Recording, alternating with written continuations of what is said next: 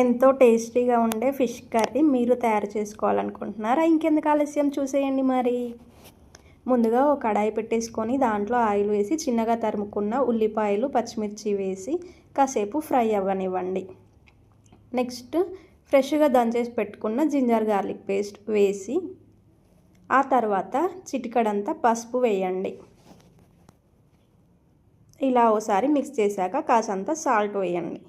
Next నానబెట్టుకున్న చింతపండు పులుసునైతే వేసి సరిపడా కారం వేయండి.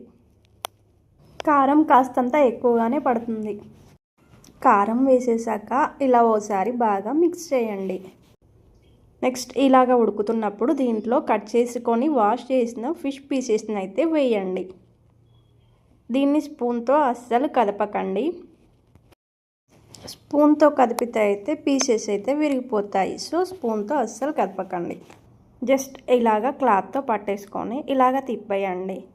నెక్స్ట్ కొంచెం గరం మసాలా అండ్ మెంతులు, జీరా పౌడర్ వేయండి. 20 మినిట్స్ క్యాప్ పెట్టేసి వదిలేయండి. ఎంతో టేస్టీగా ఉండే ఫిష్ కర్రీ అయితే రెడీ అయ్యింది. మా ఈ చిన్న వీడియో మీకు నచ్చితే లైక్ చేయండి, మా ఛానల్ని సబ్స్క్రైబ్ చేయండి. Okay friends, bye.